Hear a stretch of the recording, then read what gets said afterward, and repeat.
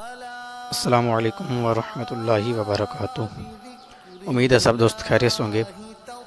آج جس موضوع کے متعلق بات کرنی ہے اس کو ہر چینل والے نے تقریباً اپنا موضوع بنایا ہوا ہے۔ ہر چینل والا، ہر اینکر پرسن، جتنے بھی یہ ٹاک شوز ہو رہے ہیں تقریباً سبھی نے اپنا موضوع بنایا ہوا ہے۔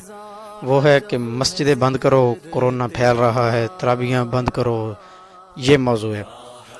اس پر زیادہ تبصرہ کرنے کے بجائے میں مفتی منیبرحمان ذلو کا ایک کالم لکھا ہوا آپ کے سامنے رکھتا ہوں، اس سے امید ہے تمام بات سمجھ آ جائے گی۔ جی، یہ کالم ہے اور مفتی منیبرحمان نے اپنے کالم کا نام ہی رکھا ہے کہ مسجد نشانہ ہے، اور زیادہ پڑھوں گا تو ویڈیو بہت لمبی ہو جائے گی۔ مختصر یہ کہ آپ پڑھنا چاہیں تو پڑھ سکتے ہیں۔ مفتی صاحب فرماتے ہیں کہ 10 چینلوں پر اینکر پرسنز نے رمضان، مسجد اور نماز کو اپنی مشق ناز کا موضوع بنا رکھا ہے۔ مسجدیں بند کرو، مسجدیں بند کرو، کرونا پھیل رہا ہے۔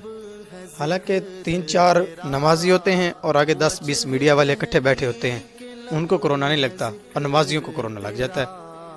پتہ نہیں کون سے ملک میں یہ رہ رہے ہیں، کون سی دنیا میں یہ رہ رہے ہیں۔ بیرون ملک کا مفتی صاحب نے حوالہ دیا کہ امریکہ اور یورپ میں اموات کی تعداد بہت زیادہ ہے، کیا وہاں ایسا مسجدوں کی وجہ سے ہو رہا ہے؟